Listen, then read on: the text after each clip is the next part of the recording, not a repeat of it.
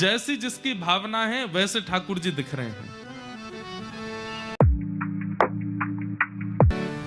स्त्रीणाम स्मरो मूर्तिमान, अब विवाहित स्त्रियों को ठाकुर जी अपने दुल्हा के रूप में दिख रहे हैं। बूढ़े बड़े माता पिताओं को, दादी दादाओं को ठाकुर जी अपने नाती पोता के रूप में दिख रहे हैं। छोटे बालकों को अपने सखा के रूप में दिख रहे हैं। सबकी भावना के अनुरूप ठाकुर जी अलग अलग दर्शन दे रहे हैं। लेकिन 50 सिड्डी ऊपर स्वर्ण सिंहासन पर बैठा मथुरा का राजा कंस, उसको ठाकुर जी अत्यंत काल रूप, अत्यंत भयभीत दिखाई दे रहे हैं। मृत्यु दिखाई दे रही है। मृत्युर्भोज पतिर विराट विदुषाम तत्वम परम योगिनाम, योगियों को तत्व के रूप में, तत्व ज्ञानियों को तत्व ज्ञानी ठाकुर जी ज्ञानी लग रहे हैं। वृष्णी नाम पर देवतेत विदितो रंगम गतः साग्रज, और वृष्णी वंशियों को, यदुवंशियों को ठाकुर जी अपने पालनहार के रूप में दिखाई दे रहे हैं। ठाकुर जी ने रणभूमि में प्रवेश किया, कुबलिया पीड़ हाथी का वध किया, धनुष भंजन किया, मल्लों के साथ युद्ध किया। 50 सिड्डी ऊपर बैठे महाराज कंस के पास पहुंच करके केश पकड़ करके दोनों भुजाओं में उठा लिया। 11 वर्ष के ठाकुर जी ने विशाल कंस के रूप को उठा करके पृथ्वी पर पटक दिया। कंस की मृत्यु हो गई। बोलो कंस मर्दन भगवान की। अपने नाना यानी कि कंस के पिताजी उग्रसेन जी को मथुरा का राजा बनाया। ठाकुर जी तुरंत दौड़ करके कारागृह में गए और वहां जाकर के देवकी और वसुदेव अपने माता पिता को मुक्त किया। 11 वर्ष 56 दिन के लाला होकर के जब पधारे, देवकी मैया देख करके तो बाहो विह्वल हो गई, बेहोश जैसी होने लगी। ठाकुर जी ने अंक में भर लिया। मैया को होश नहीं आया। वसुदेव जी को ठाकुर जी बोले, पिताजी मैया होश में काहे क्यों ना आ रही है? बोले लाला एक बार या के कान में यूं कह दे कि तू अब याकू छोड़ के कभी नहीं जावेगो, ये अपने आप होश में आ जाएगी। ठाकुर जी ने मैया को अंक में भर के कान में कहा, मैया अब मैं तोसों दूर कभी नहीं जाऊंगो। तुरंत देवकी को चेतना आ गई। बोले लाला अब तू कभी नहीं जाएगो ना? बोले ना मैया नहीं जाऊंगो। ठाकुर जी बड़े पीड़ा में हैं। यशोदा मैया की याद आती है। यहाँ जन्मदात्री मैया देवकी हैं, कैसे सब संभालें? ठाकुर जी बोले अब मैं मथुरा में ज्यादा दिन रहूंगा तो बहुत विचलित हो जाऊंगा। अब मुझे विद्यालय जाना है पढ़ने के लिए। और 11 वर्ष 2-4 महीना के ठाकुर जी हुए, तब ठाकुर जी ने आज्ञा लेकर के आपके मध्य प्रदेश में विराजमान अवंतिका उज्जैन ठाकुर जी आए और वहां पर सांदीपनि उपाध्याय जी से ठाकुर जी ने विद्या अध्ययन किया। भगवान का मुंडन संस्कार हुआ, चौड़ी चोटी रखी और यज्ञोपवीत संस्कार करके ठाकुर जी ने फिर वहां पर विद्या अध्ययन प्रारंभ किया। वहीं ठाकुर जी को परम सखा सुदामा जी मिले। सुदामा जी ठाकुर जी के सखा कैसे बने? ये कृष्ण सुदामा मिलन द्वारिका में बाद में हुआ है, पहले मध्य प्रदेश में हुआ है। यहाँ गुरुदेव के गुरुकुल में हुआ है। यहीं सुदामा जी प्राप्त हुए ठाकुर जी को। बंधुओं, सुदामा जी से मैत्री कैसे हुई ठाकुर जी की? छोटी सी कथा जल्दी हम सुना दें। ठाकुर जी रोते रहते थे, कोने में बैठे, ब्रजवासियों की याद करके, यशोदा मैया की याद में, श्री राधा रानी की याद में। तब सुदामा जी महाराज भगवान जिन जिन को याद करते हैं उनका रूप बनाते थे।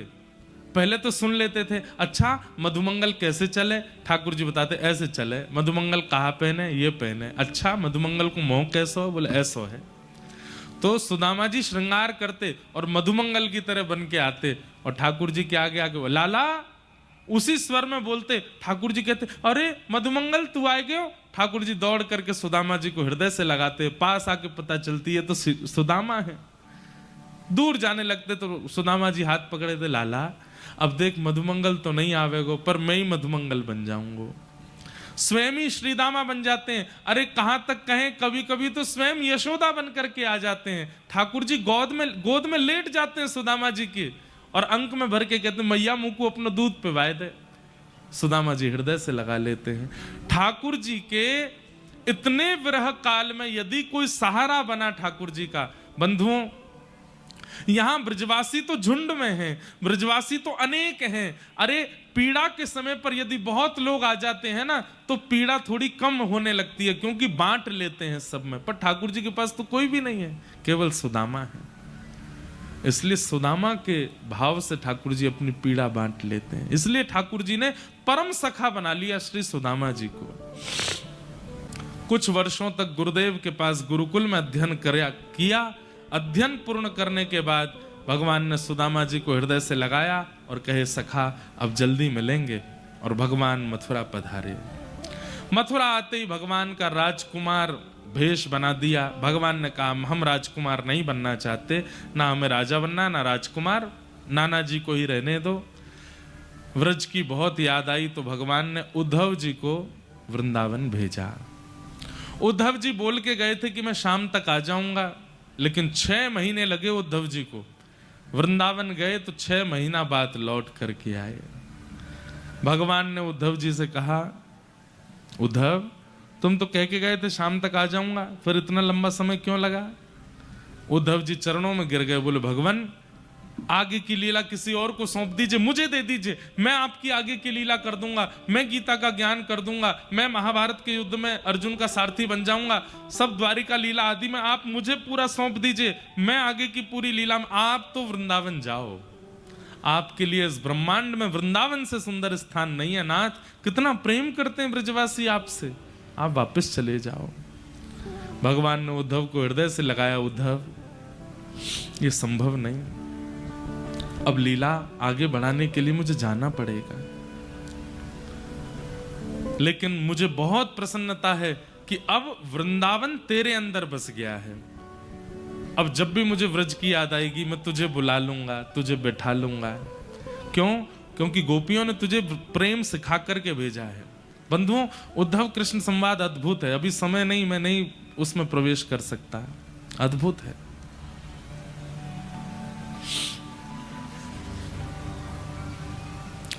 उद्धव जी महाराज वृंदावन से लौट करके आए।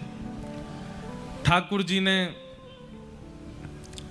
पूरी मथुरा को व्यवस्थित कर दिया। तभी कंस के ससुर जरासंध ने मथुरा पर चढ़ाई कर दी। भगवान ने 17 बार उनको हरा दिया। 18वीं बार जैसे चढ़ाई की, ठाकुर जी ने विश्वकर्मा को आज्ञा की, एक नई नगरी का निर्माण करो, क्योंकि ब्राह्मणों को अनुष्ठान पर बैठा के आया, मैं इसको मार नहीं सकता हूं, हम रण छोड़ करके भागेंगे। और समुद्र के बीच में नई नगरी का निर्माण हुआ। ठाकुर जी बलराम जी का हाथ पकड़ करके युद्ध करते करते रण छोड़ करके भागे। ठाकुर जी का नाम पड़ा रण छोड़ राय। बोलो रण छोड़ राय भगवान की, द्वारिकाधीश की। द्वारिका यदुवंशियों को लेकर के ठाकुर जी पहुंचे। वहां जाकर के पुनः उग्रसेन जी का फिर से राज्याभिषेक किया और द्वारिका का राजा भी उग्रसेन को बनाया। लेकिन पूरी द्वारिका नगरी ठाकुर जी को ही राजाधिराज कहती है। हमारे राजा यही हैं। राज पदवी पर उग्रसेन बैठते हैं, पर राजा श्री कृष्ण हैं। बलराम जी का विवाह रेवत राजा की पौत्री के साथ, रेवती के साथ में हुआ। और कुंडनपुर के राजा, विदर्भ के राजा भीष्मक की पुत्री रुक्मणी जी के साथ में भगवान कृष्ण का विवाह हुआ। क्योंकि रुक्मणी जी स्वयं लक्ष्मी हैं और लक्ष्मी श्री कृष्ण की ही हैं, नारायण की ही हैं। कृष्ण लक्ष्मी नारायण का विवाह हुआ। अब हम जल्दी जल्दी अपना प्रसंग सब पूर्ण कर देते हैं। भगवान के 8 प्रमुख विवाह हुए। भौमासुर राक्षस के यहाँ 16,100 कन्या बंदी थीं, उनको मुक्त करा करके ठाकुर जी ने उनसे भी विवाह किया। तत्पश्चात 16,108 ब्याह हुए। भगवान की दिनचर्या ग्रहचर्या का सब वर्णन किया। सुदामा जी का भगवान से मिलन और द्वारिका की ये मधुर लीला हुई। भगवान के यदुवंश को श्राप लगा। क्यों लगा श्राप? क्योंकि स्वयं ठाकुर जी सब यदुवंशियों को समझाते रहते हैं कि भैया सत्संग मत छोड़ा करो, मैं परमात्मा हूं, तुम मेरे परिवारी हो। इस बात में आकर के कथा में जाना, मंदिरों में जाना, अनुष्ठान सत्संगों में जाना बंद मत करो। यदुवंशी बोलते जब परमात्मा हमारे सगे संबंधी हमारे ही परिवार के, तो हमको कथा में जाने की क्या आवश्यकता है। ठाकुर जी कहते हैं परमात्मा साथ है, परंतु जीवन जीने के लिए सत्संग बहुत आवश्यक है। लेकिन यदुवंशियों ने सत्संग कभी किया नहीं। कथा आदि होती भी थी तो कभी कभी जाते थे कथा में, 2 मिनट के लिए मुंह दिखाते और चले जाते, कथा सुनते ही नहीं थे। लोग बाग कहते आप कथा सुना कीजिए, तो यदुवंशी कहते हमको क्या जरूरत है, ठाकुर जी हमारे फूफा लगते हैं, ठाकुर जी हमारे मामा लगते हैं, किसी के चाचा लगते हैं। इसके कारण यदुवंशियों की बुद्धि विवेक युक्त नहीं बन पाई, और एक दिन वो किया जो नहीं करना चाहिए था। ठाकुर जी समझाते थे देखो तुम सत्संग करते नहीं हो, संतों का अगर तुमने कभी अपमान किया, अपराध किया, तो मैं भगवान होके भी तुमको नहीं बचाऊंगा। और एक दिन वही हुआ, भगवान के ही पुत्रों ने, शांब आदियों ने संतों की परीक्षा लेने के लिए बोले, पिताजी भी पूरे दिन इन संतों की बड़ी प्रशंसा करते हैं, देखें तो सही है कैसे होते हैं।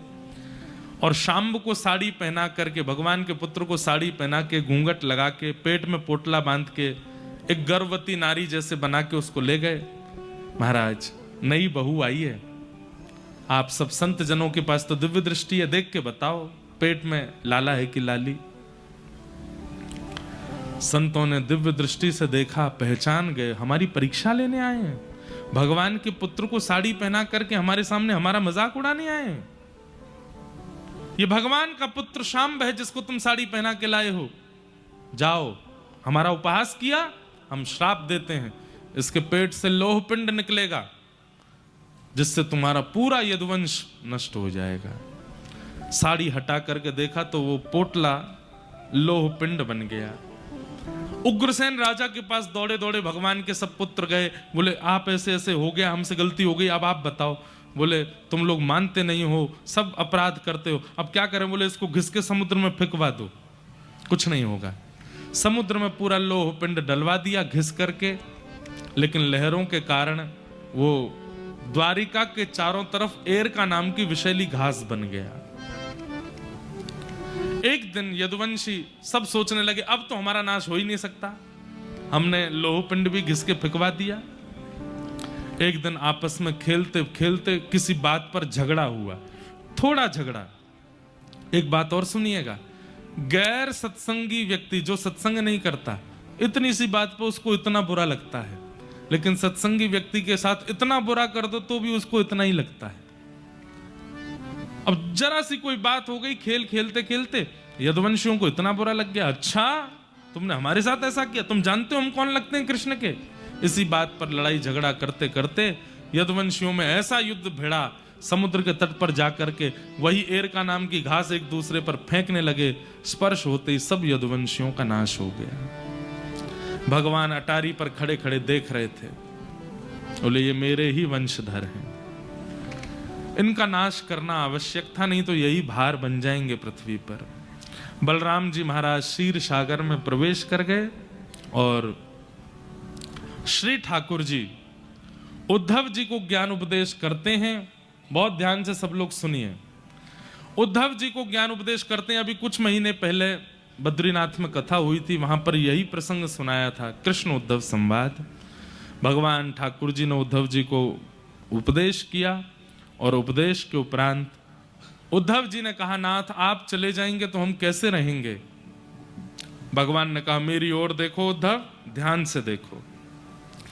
अपनी पूरी लीला का स्मरण करके ठाकुर जी एक दिव्य ज्योति में प्रकट हो गए। आकाश में 7 बार भ्रमण किया और 7 बार भ्रमण करते हुए तिरोधाय प्रविष्टोयम श्रीमद् भागवतार्णवम, चतुश्लोकी भागवत में ठाकुर जी आके विराजमान हो गए और कह दिया उद्धव कलिकाल में यदि मेरा अनुभव करना है, मेरा आश्रय चाहिए, तो श्रीमद् भागवत जी की कथा श्रवण करना, ये मेरा ही स्वरूप है, मैं ही साक्षात भागवत के रूप में विराजमान रहूं।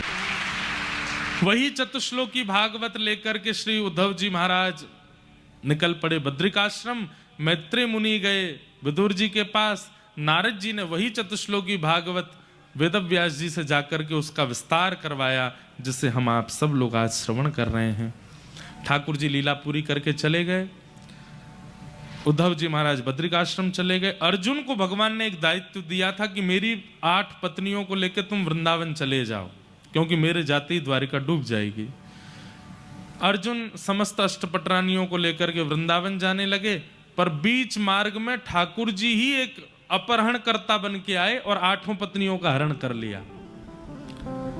अर्जुन अपने गांडीव धनुष को चलाता रह गया, लेकिन पकड़ ही नहीं पाया। भगवान ने अर्जुन को भी बता दिया, गांडीव धनुष बलवान नहीं है, मैं साथ था इसलिए गांडीव धनुष बलवान था, मेरे बिना गांडीव धनुष भी किसी काम का नहीं। क्योंकि अर्जुन को भी एक सूक्ष्म लोभ और अहम था कि मैं गांडीव धनुषधारी अर्जुन हूं। ठाकुर जी ने वह मोह भी दूर कर दिया अर्जुन का। अर्जुन ने जाके पांडवों को बताया कि भगवान लीला पूरी करके चले गए। पांडवों ने परीक्षित को राजा बना दिया। परीक्षित राजा से एक दिन अपराध हुआ, संत का अपमान किया, 7 दिन में मरने का श्राप लगा। सुखदेव जी ने आकर के कथा सुनाई। आज 7वां दिन कथा विश्राम। सुखदेव जी ने परीक्षित से पूछा, परीक्षित मैंने तुम्हें 7 दिन तक कथा सुनाई, क्या समझ में आया? तब परीक्षित जी महाराज बोले कि नाथ, मुझे यही समझ आया कि मृत्यु मेरी नहीं होगी, मृत्यु शरीर की होगी। मैं तो नित्य मुक्त शुद्ध एक आत्मा हूं, इस देह का त्याग करके परमात्मा को प्राप्त हो जाऊंगा। शुकाचार्य जी बोले, बस अब इससे अधिक और तुम्हें कुछ नहीं सुनाना, अब तुम बस प्रेम से प्रतीक्षा करो। तक्षक सर्पाए परीक्षित जी का स्पर्श करके उनके देह को विश्राम दिया और श्री शुकाचार्य जी महाराज वहां से प्रस्थान कर गए। बोलो सुखदेव जी महाराज की। मार्कंडे ऋषि ने प्रलयकालीन भाव का दर्शन किया। आदि आदि सब कथाएं सुनाई गई। भागवत जी का अंतिम श्लोक सब लोग 3 बार मेरे साथ बोलेंगे। भवे भवे यथा भक्ति